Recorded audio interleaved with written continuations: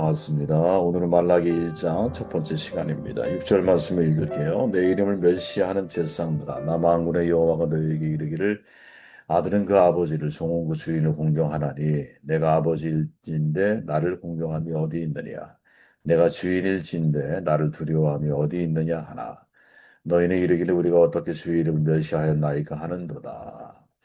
하나님의 무게를 인정해야 합니다. 라는 제목으로 말씀을 나누도록 할게요.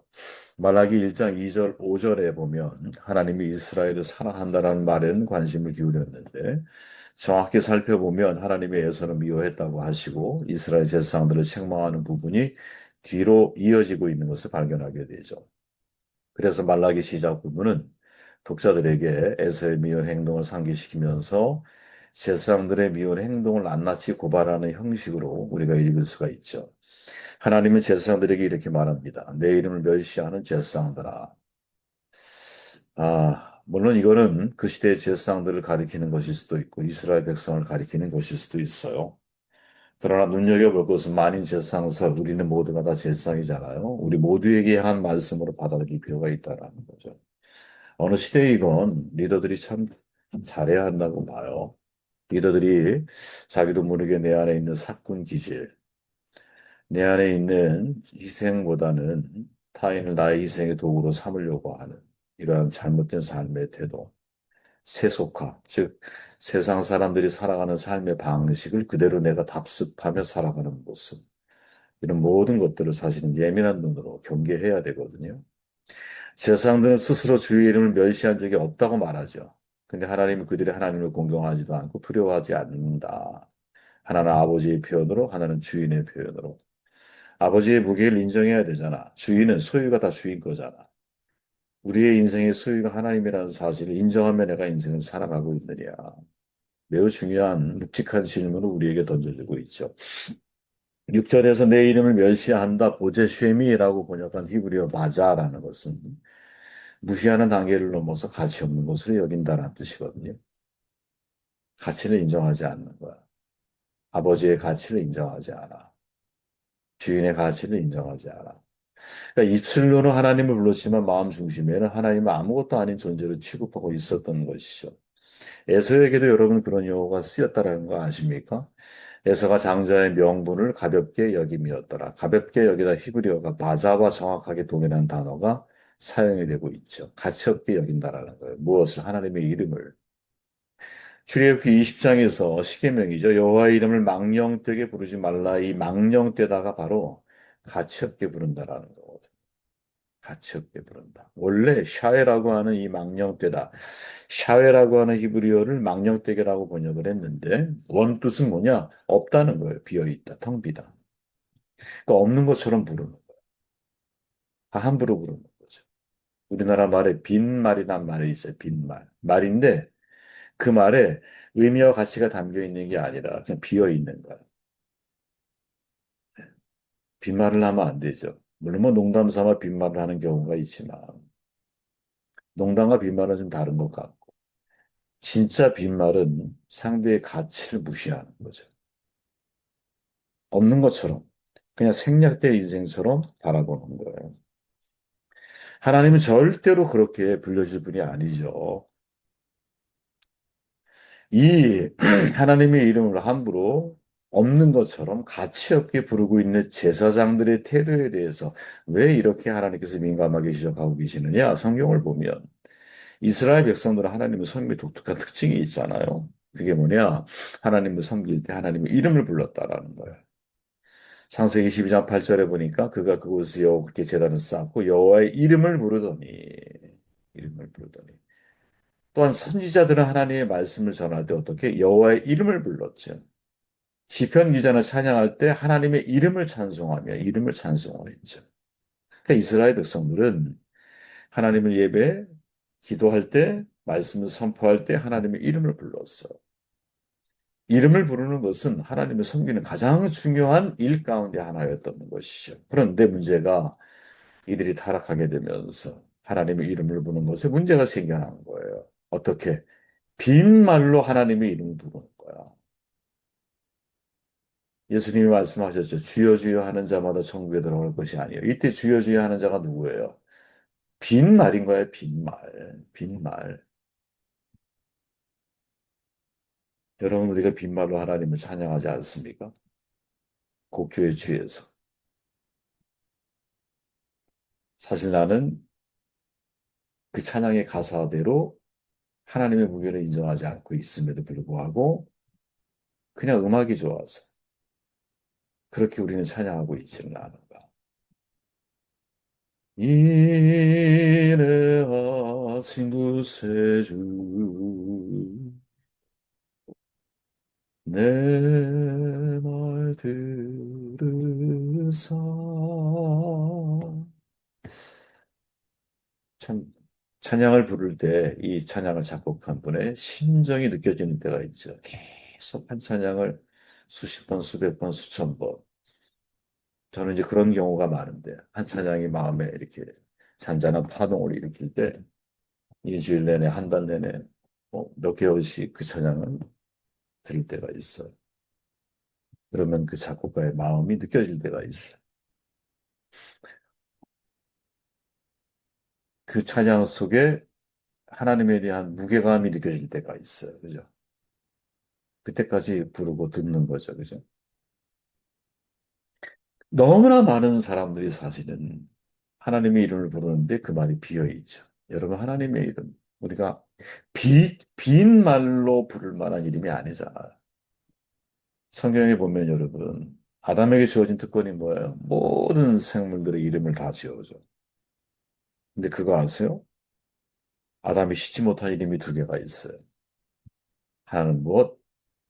나는 스스로 있는 자라. 야훼. 하나님의 이름을 지지를 못해.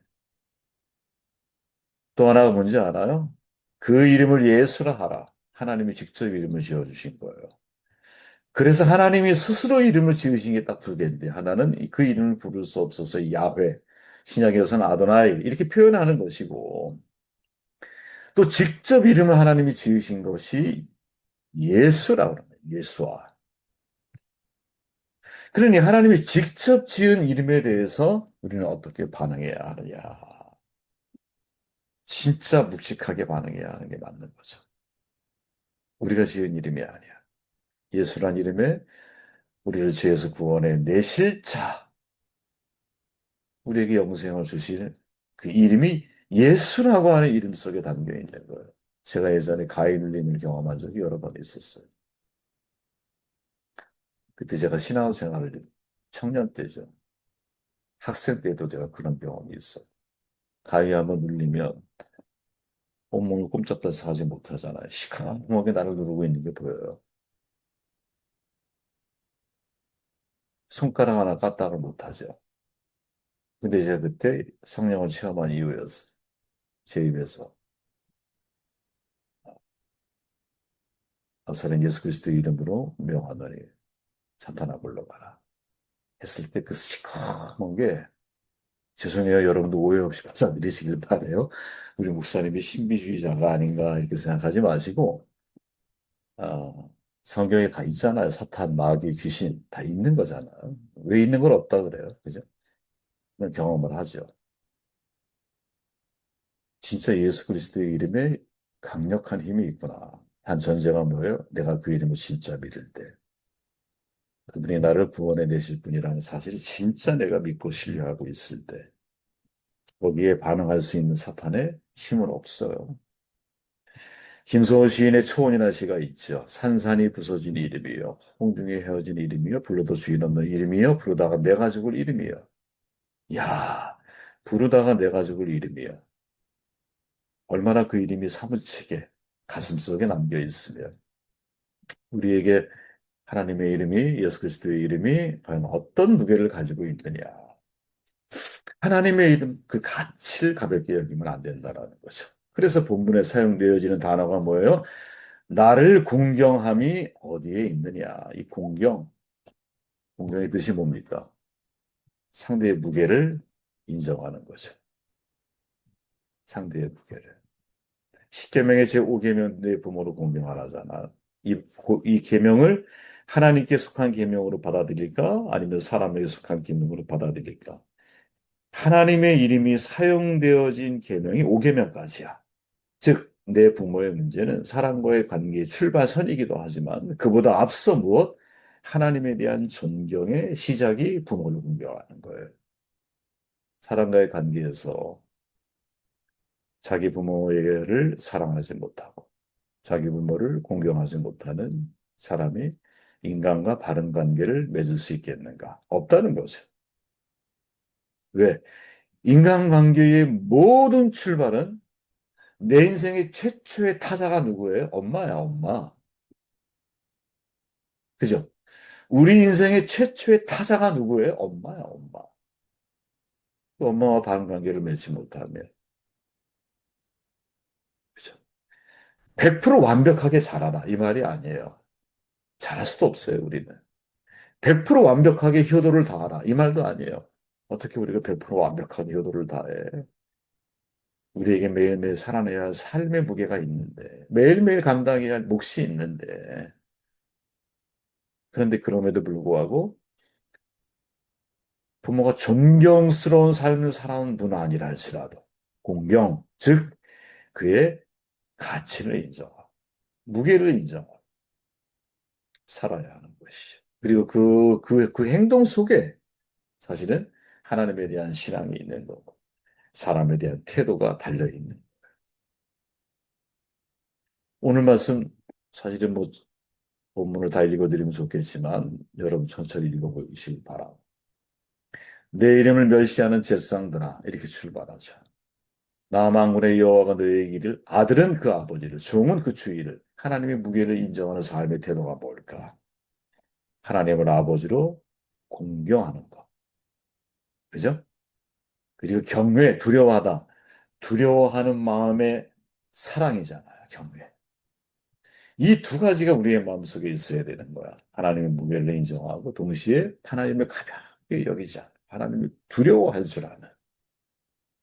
이 두 가지 마음이 우리의 삶의 균형을 이루고 있을 때 그게 진짜 하나님의 무게를 인정하는 자의 삶의 모습이 아니겠느냐.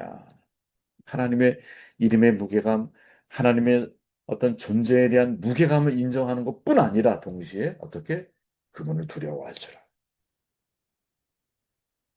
자식은 여러분 부모의 무게를 인정하는 것과 동시에 그 부모를 두려워할 줄도 알아야 돼. 영화 뭐죠? 참교육인가요? 예전에 한번 그런 표현이 제가 마음속에 진짜 와닿았어요. 근데 어른이 아이를 무서워하면 망하는 거다. 거꾸로 말하면 아이는 어른을 좀 무서워할 필요가 있는 거예요. 그죠? 살아보니까 그렇죠, 여러분. 우리가 살아보니까 아, 그래도 아이들이 어른들을 좀 무서워할 줄 알아야 되는 거예요. 참 살면서 깨달아지는 지혜가 아닌가 하는 생각을 해보게 되었습니다.